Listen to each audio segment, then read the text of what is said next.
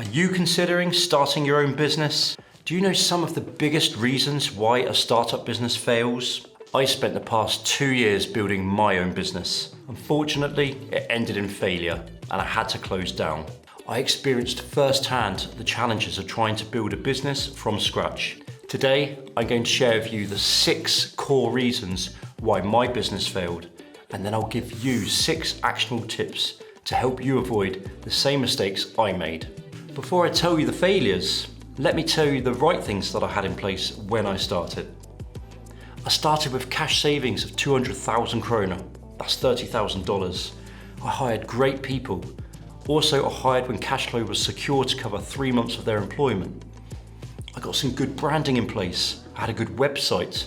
There was a lot of good social media content planned. I knew my industry well, and I had the niche experience. I had good contacts, and I had some clients already show interest in my company services from the very beginning. And so, the first 6 months started like a dream. So then you might be thinking, what could go wrong? Well, let me share with you what went wrong for me. Firstly, I grew too fast. After a very successful first 6 months, I got more ambitious. I really scaled up. I had good indicators from potential clients that they would need more team members, so I hired them. Essentially, I hired team members based off previous client success and client indicators. The market was really good in late 2021. Unfortunately, soon after hiring my team members in 2022, some clients were changing their mind and putting their hiring plans on hold. So then I was in a position with a large team of recruiters and not enough projects. For the first time, I started to make a loss in the cash flow.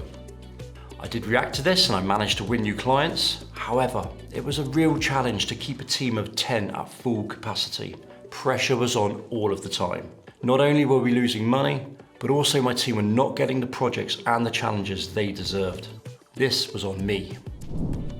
Market need.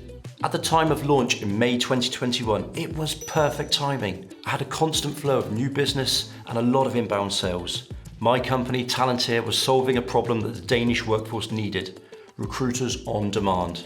We were riding a time when demand for recruiters exceeded the supply of recruiters. It's a dream scenario for any company. We got this right. However, the change in economic conditions during 2022 turned this market need in the complete opposite direction. The war in Ukraine started on February 20th, 2022, and this had an impact on our industry for hiring. Throughout 2022, we experienced a year of economic downturn and high uncertainty. Company layoffs went into full force, and it's still happening in 2023. These include tech giants such as Google, Meta, Amazon, Microsoft, and more. This had a direct impact on the global economy, and especially so for the recruitment industry that we were operating in. Companies no longer wanted to spend money on more recruiting. They were doing the opposite. They were letting go of their recruitment and their talent acquisition teams. And so due to economic conditions affecting the market need for our services, this really made running a recruitment outsourcing business very challenging. Demand for recruiters had severely diminished. Not enough focus on sales. Daily outbound sales by me was needed. I should have been more out there, picking up the phone, meeting people relentlessly. Yes, I won deals throughout the 2 years. Yes, I won 25 clients in 2022. But when you have a team of 10, it's all on me to be a sales machine and keep that pipeline flowing. I should have either got more support on sales or moved all my other tasks away. Instead, the costs were ongoing and I wasn't doing enough. Bottom line, when I hire each team member, it's my responsibility to keep them busy from the moment they join. Sure, there might be a few gaps between the projects.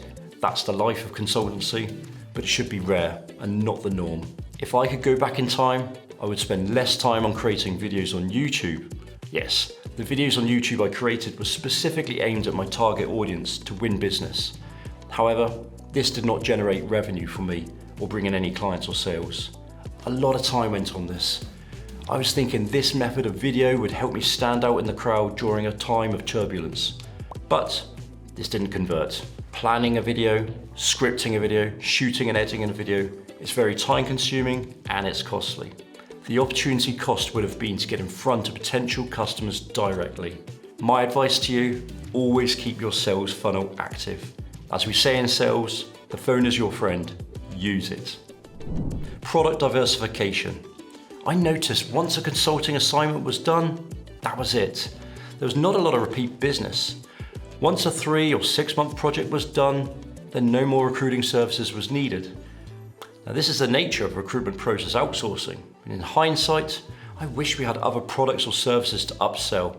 This could have been offering team members on a part-time basis, or offering other services such as branding, marketing, onboarding, offboarding. There could have been other ways to try and keep a client working closely with us and filling any gaps they might have in their talent function. So my recommendation to you, if you're considering starting a business, consider product diversification. Have some plan Bs if your main product or service becomes less in demand. Cash flow. Following the first 6 months of success, I also scaled up the expenses. Now 2 of these was a LinkedIn executive license for 17 users and then an office for 18 people. At the time, I could only see my business going one way, growth. I envisaged an office full of 18 recruiters and eventually outgrowing that office too. I really believed in myself and the business. Unfortunately, as 2022 got more challenging, we did not use the full office facilities or the LinkedIn licenses to their full. This placed a huge financial burden on the cash flow from here onwards. Then, I should have cut costs sooner. We were running out of cash. The warning signs were there, but I believed I could turn it around. I didn't want to let go of any of my team. I had a team of talented people. They were awesome. I tried for investment right at the end to save my business. However, by this time, the business was minus 2 million kroner. That's $300,000. And thus, it was not an attractive investment. I was advised to close up and start again. Paying taxes. As a byproduct of negative cash flow each month, only some things could be paid. So I prioritized paying team salaries over taxes. My team salaries was a non-negotiable in my mind. Tax could wait a few more months. I truly believed we were going to turn things around and that I could get to the taxes once we were profitable again. Having spoken to a number of other CEOs, this is a common challenge they face. Juggling business costs and taxes during a period of negative cash flow. Cash flow is king, and you should always keep up with paying taxes. What would I have done differently? I would have created a separate bank account specifically for the tax money, and it would have been a non-negotiable to ever touch that money. Leave the exact amount in there so that when tax money is due every quarter, we would have it. Remember, the tax authorities have the power to close you down. Realize this from day one, keep on top of it. Unfortunately, it was the tax authorities that could no longer agree to a payment plan with me, and they closed my business down in March 2023. I also want to share with you some data from CB Insights. They analysed over 100 startup failures, and the top 2 reasons were: ran out of cash, 38%, no market need, 25%. Sadly, both of these were reasons that massively contributed to my business failure. So let me summarise the 6 tips for you. Grow at a steady rate. Don't get carried away by success. Grow cautiously. Identify the market need. Research the market. Watch out for economic factors. Focus on sales. Either you're bringing in the client or someone else is, but make sure it happens consistently. Product diversification. Find ways to upsell and maximize revenue from clients. Cash flow. Maintain a positive cash flow at all times. If the business adjusts, you make adjustments to accommodate it. Taxes. Prioritize your taxes, save the money in a separate account, pay on time. I hope this has given you an interesting insight into the business mistakes that I made. I know some of those tips I mentioned were seen quite obvious to anyone about startup. However, I can tell you from experience that it can be easy to let a few of these slip. Reading these from a book or hearing it in a university lecture is very different to actually experiencing it on the battlefield, so to speak. You only know how you're going to react when you're put under pressure in these real situations. I was a CEO with no partners, trying to spin all the plates. I tried building a business with my own savings and no investment or financial backing. I had the ambition to grow to be a big business and be the market leader. An economic downturn happened. We lost clients. We then lost money fast. When taxes could not be paid, then it came to closure. The journey was exciting, but the closure was very painful for me and all my staff. If you're about to start a business or already running one, I hope that I've given you something to learn from.